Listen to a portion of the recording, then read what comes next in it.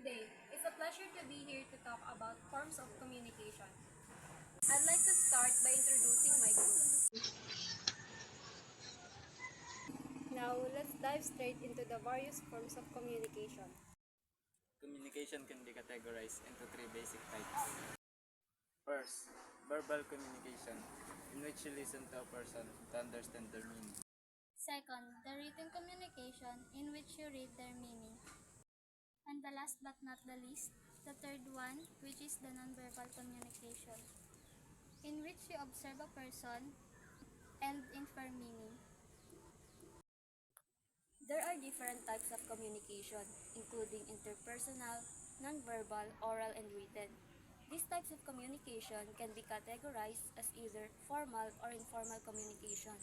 As you may know, recently we conducted an interview and gathered in some information about the various forms of communication and the advantage and the disadvantage of this form. In the picture shown, we gathering some information and use their opinions to gathering some data we need and gathering some information about the given topic. Now, let's take a look at the descriptions of the different form of communication. Telegram. A telegram is a historical form of communication involving sending written message via telegram, wires of urgent correspondence before modern telecommunication method become widespread.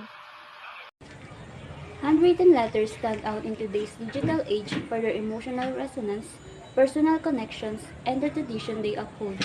These letters often carry sentimental value and serve as keepsakes that evoke a range of emotions when received and read. Typewritten letters or message are documents that have been produced using keyboard, typewriter, printer, computer, or word processor. They offer advantages as legibility, ease of editing, faster production compared to handwriting, and the ability to fit more text on page. Email messages serves as a vital means of communication in modern society, offering convenience, efficiency, and flexibility in exchanging information across various networks. Text message allowing individuals to send message even when the person and unavailable. It is when they use its various contexts such as governmental organization for internal communication and by enterprises for direct marketing purposes.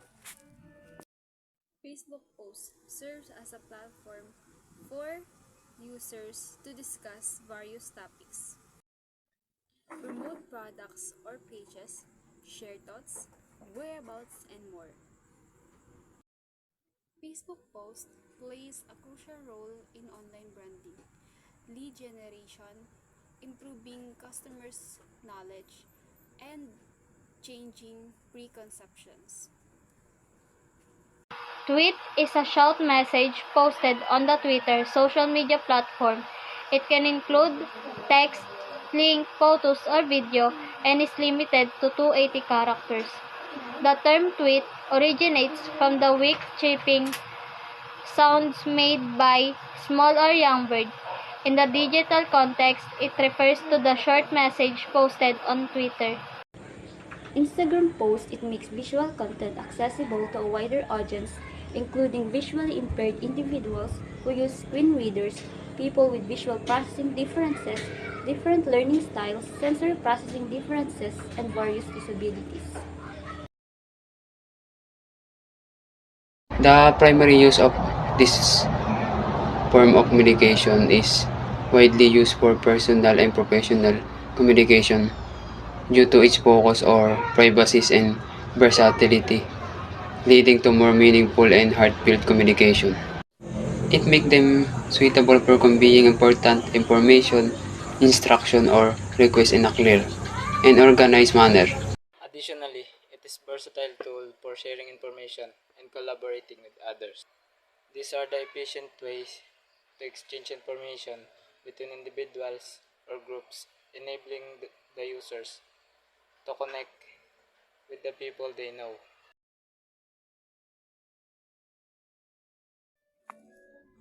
Telegram has high security as it offers more security than any other message apply. Telegram offers this extremely fast messaging service. While the disadvantage of this form is that we can easily figure out whether the opposite person is online or offline. It does not have multiple selection. When you want to send more than one file, you need to send that first file and after that you can send the second file. The advantage of handwritten letters. Handwritten letters can be kept and cherished for years to come. They serve as tangible reminders of relationships and moments shared, creating lasting memories. The disadvantage of this form is that it is easy to miss information when you are writing notes by hand. The advantage of typewritten letter. Typewritten letter appear neater and more professional compared to handwritten letter. Regardless of legibility of one handwriting, with that, the biggest disadvantage of this form to a manual typewriter is its lack of any kind of memory and difficult revising. The primary business advantage of using email is that it offers a fast, efficient, and convenient way to communicate with others. While the disadvantage of this form is there are chances of getting the message delivered to the wrong person due to a change in email address. The advantage of text message. Text messaging provides a simple and straightforward way to communicate important message in a direct manner. The disadvantage of this form is one of the biggest con of testing is that it can be emotionless. You don't get to hear someone's tone of voice or see their facial expression which can lead misunderstanding. Advantage of Facebook posts. It increased their online presence and engagement. Boosting a post on a Facebook offers several advantages for businesses. While the disadvantage of this is if you're posting too much, you may become too desperate or what we call now what we call nowadays judgment, and the person can get addicted to Facebook in no time. The advantage of twins is their ability to reach a wide audience quickly and difficult, and percentage of this is the enable bullying and harassment that can cause depression and anxiety. The advantage of Instagram posts is you can enhance your online presence and connect with the wider audience, while the disadvantage of these platforms emphasis on visual content may contribute to image distortion and unrealistic beauty standards. Also, it can cause the issue with image stealing.